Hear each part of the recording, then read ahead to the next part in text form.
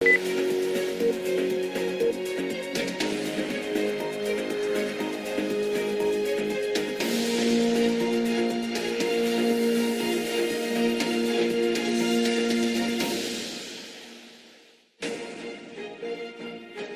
you're watching Afternoon Live. I'm Ben Brown. Today at 2, the Prime Minister says 2 men suspected of carrying out the Salisbury nerve agent attack work for Russian military intelligence. They've been named as Alexander Petrov and Ruslan Bashirov.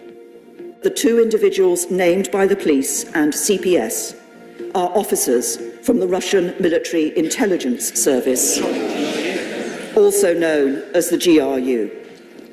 Police have pieced together the movements of the 2 men before and after the attack on Sergey and Julia Skripal.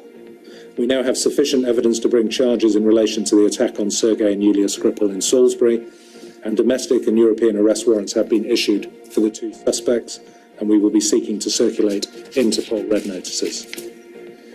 Detectives believe the alleged Salisbury attackers are back in Russia with almost no chance of ever being extradited. Our Moscow correspondent says the Kremlin remains defiant. It doesn't matter how many facts the British police come up with, Russia will continue to deny any connection to the Salisbury poisoning. And these are the faces of the men that police believe and suspect carried out the Salisbury nerve agent attack on Sergey and Julia Skripal. Their names are Alexander Petrov and Ruslan Bashirov, although those are almost certainly aliases. Well, in the House of Commons, there were gasps this afternoon as the Prime Minister said both men work for Russian military intelligence, the service known as the GRU. Well, earlier in the Commons, Theresa May gave details of their movements before and after the attack in Salisbury, including the hotel they stayed in and the flights and the trains they took. They arrived at Gatwick Airport at 3 p.m. on Friday the 2nd of March, having flown from Moscow on flight SU 2588.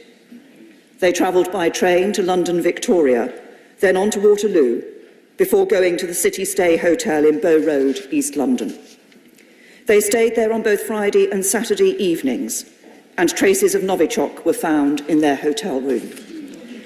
On Saturday the 3rd of March, they visited Salisbury, arriving at approximately 2:25 p.m.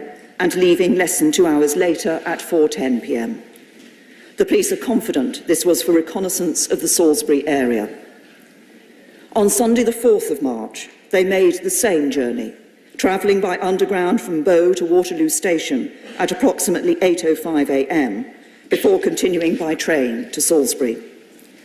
The police have today released CCTV footage of the 2 men, which clearly places them in the immediate vicinity of the Skripal's house at 11:58 a.m, which the police say was moments before the attack. They left Salisbury and returned to Waterloo, arriving at approximately 4:45 p.m, and boarded the underground at approximately 6:30 p.m. to Heathrow, from where they returned to Moscow on flight SU 2585, departing at 10:30 p.m.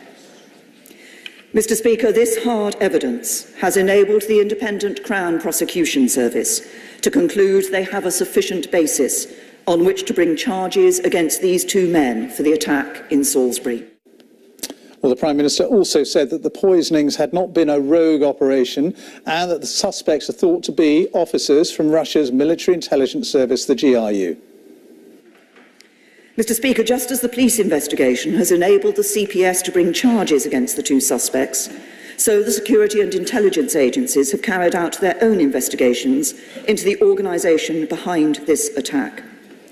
Based on this work, I can today tell the House that based on a body of intelligence, the government has concluded that the 2 individuals named by the police and CPS are officers from the Russian military intelligence service, also known as the GRU.